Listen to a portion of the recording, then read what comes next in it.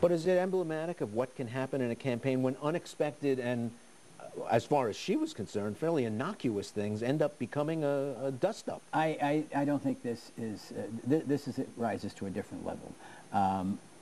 The unspoken story of this campaign have been the assassination threats against Barack Obama.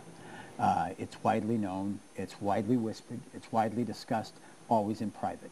He had Secret Service protection earlier than any candidate in our history. He is the first African American. I don't care who it is who's covering an event, whether it's 75,000 people on the Portland waterfront or when he plunged into the crowd in Des Moines. There's a sense of holding their breath for fear that some lunatic could step forward. So you don't think Mrs. Clinton's statement is inadvertent? I think it was at the best totally reckless. I mean, her history is absolutely faulty. Robert Kennedy's first primary, Ray, was in May 7th of 1968. He was murdered 4 weeks later. She's talking about a long campaign. This campaign began the first week in January. She's still talking about June. So, I mean, it's faulty there.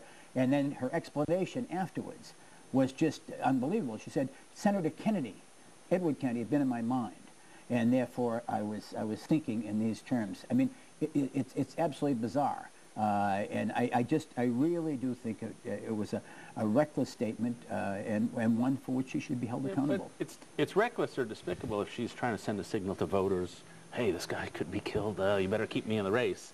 I just can't imagine she was thinking that. You know, I think, you know, these people say a lot of things, and this came out. I just can't imagine. You know, Eugene Robinson had a piece in the Washington Post today about why she's going forward at this late date, which I think is the right analysis. She's going forward because every day you can't think long term. She just goes forward from day to day to day. And they're exhausted, and this sort of thing comes out. And I think the blow-up is out of proportion. This has been a YouTube campaign.